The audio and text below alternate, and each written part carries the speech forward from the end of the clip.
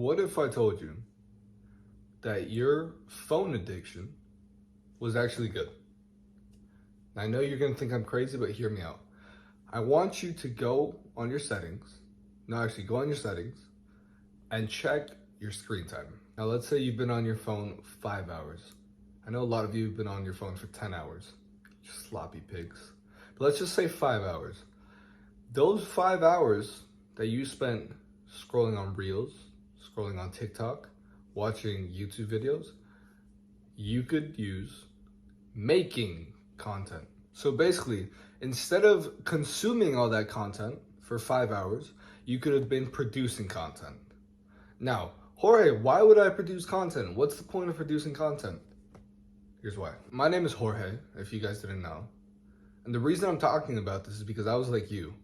I had 10 hours screen time. I was just sitting in my bed all day, scrolling TikTok, scrolling Reels. And I made the switch to make a YouTube channel. So today I'm gonna tell you how it personally helped me and how I know it's gonna help you. So I'm sure you've all heard about brand and build a brand, do this, you want your brand to be like this. But what does brand actually mean? It basically means how people see you, how people perceive you. So your brand is the perception of you, your personality, what you like, what you teach on social media, right? Now, social media, like it or not, is a big part of our lives now. So when people see you, they think of your social media. Building a brand will help you with everything from money, networking, making friends, to even people listening to you more, valuing your opinions more. It'll help you with women, which I know you horny fuckers love. I'll give you an example of the power of brand. Okay, so let's take a guy named Bob. Bob is a power lifter, and he's pretty built. And Bob comes up to you in the gym and tells you you're doing your bench press wrong. And you guys have a nice talk, he corrects your bench press, and then he gives you his Instagram. Now there's two scenarios. Number one, his Instagram is pictures of him and his dog and him and his ex-wife smiling. And he has 50 followers and he follows 1,000 people. And scenario two is he has 20,000 followers and it's a page dedicated for powerlifters and tutorials. Are you gonna believe that Bob's advice was more powerful and more true if he has 20,000 followers or 50 followers? 20,000 followers. So that is one of the examples of the power of brand. Now, I won't go too depth into how to build a brand in this video. If you guys want me to do that, let me know down below. But I'll basically sum it up for you. Pick an idea that you want to get behind. Pick something that you're interested in. Pick something that you like, something that you could voice out, and teach about that. Talk about that. It has to be something you know about. And if you don't know about anything, which is not true, but if you think you don't know about anything, research some things. Live life. All these little experiences that you have in life, like maybe your girlfriend broke up with you and you got over her recently, or you were really fat as a kid and you're losing weight. All of those are things that people are going through. And so obviously you're qualified to talk and teach about them. Because believe it or not, there's a lot of lessons that you've gone through that a lot of people need help with. So starting a platform, building a brand is also good money-wise. And I know you want to make money. We all do, right? So let me give you an example of how brand can make you money. The Rock, the big guy, WWE, a great actor. That guy started a tequila brand a few years ago that has amassed 1 billion, I think, or more dollars in a valuation. So he basically has a $1 billion brand of tequila. Now, what the fuck does The Rock know about tequila? He might know a lot, but people don't know him as that. People know him as an actor. People know him as a wrestler, as an internet personality. The reason why people buy his tequila isn't necessarily because his tequila is good, which it might be. I don't know. The reason is because he's the fucking Rock. So, attention is currency. If you have eyes on you, you can sell things. And if you can sell things with a lot of eyes, you're bound to make some money. Now, obviously, you have to have a good brand to be able to sell things. You can't be a scammer, because as soon as you sell one thing and scam people and you're a dickhead, they're never going to buy from you again. So keep that in mind. Also, I'm sure, like anyone else, you want your opinions to be heard and you want to be listened to. Well, if you can move masses, if you can influence how people think and how people talk and how people act, you can effectively change the world in your own way.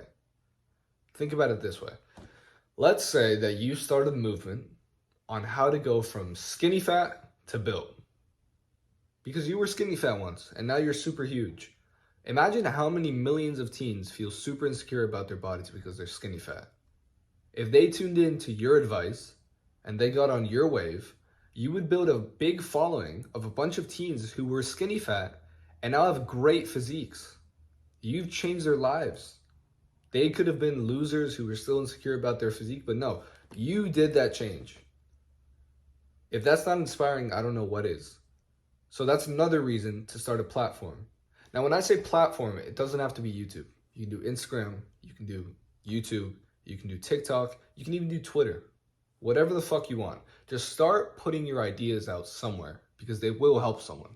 Now, I know by now that you don't want to admit it, but the real reason you haven't started yet is because you're scared to get on camera. Now, I was like this too. I was the same way. I thought, what if my friends see these videos and make fun of me? Or what if my girlfriend doesn't approve of these videos? Well, I didn't really think that, but whatever. You're scared either because you're an insecure speaker, which is fine, because you're scared of what people think of you, which is fine, or because you don't know what to talk about, which is also fine. Now let's analyze those three. Number one, you're not a good speaker. I wasn't a good speaker either, and I'm still not. I'm still learning. Go back to my first video and you'll see how I talked. I was super boring. I was sweating bullets while I was making the video. It quite literally felt like I was presenting to thousands of people for some reason, but it's because I was all up in my head. And speaking, like any other thing, communicating your ideas is a skill and you can learn it, but it takes time. So we've already gotten rid of that. Number two, you're scared of what people will think. First of all, why would you be scared of what people will think if those people don't subscribe with your values? If you're promoting how to go from skinny fat to muscular, and some people want to hate on you because you're trying to help people, go ahead, that's fine.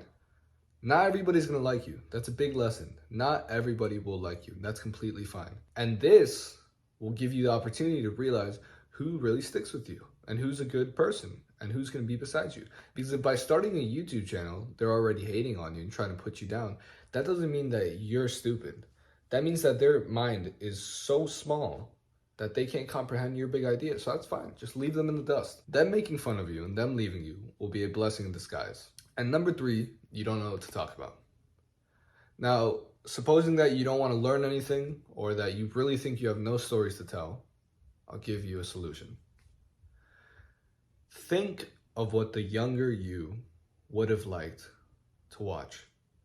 What would he have liked to learn? What was he having trouble with? For example, the younger Jorge would have liked to know how to get in better shape, how to be more confident, and fuck it, even how to get more girls.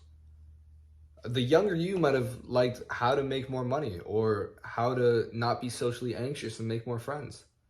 And assuming you've learned that already and you've moved past that phase, you can talk about that because there are other younger yous out there that need that advice. And it is you owe it to them to help them.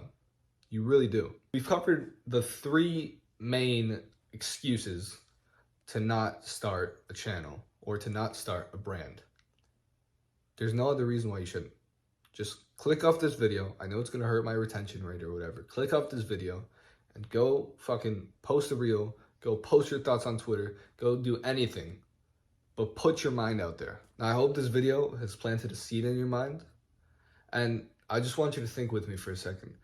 If you're 17, 18, 16, 19, and you start posting videos now, maybe for the first video, you'll suck.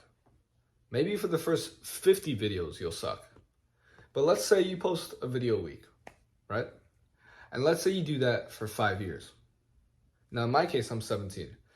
If you post a video a week, that's 52 weeks. So that's 52 videos a year. 5 years, that's about 260 videos. In 260 videos, I assure you, if you try to analyze after every video and see what you could have done better, you will be an amazing YouTuber. And more likely than not, you will have 10,000 plus subscribers. In 5 years, you could be an internet celebrity. You could be a person that people come to for advice. You could be making money from this. So don't put any limits on yourself. You don't know to what heights you can go if you just start now. But that's the most important step, and that's the hardest step, starting now.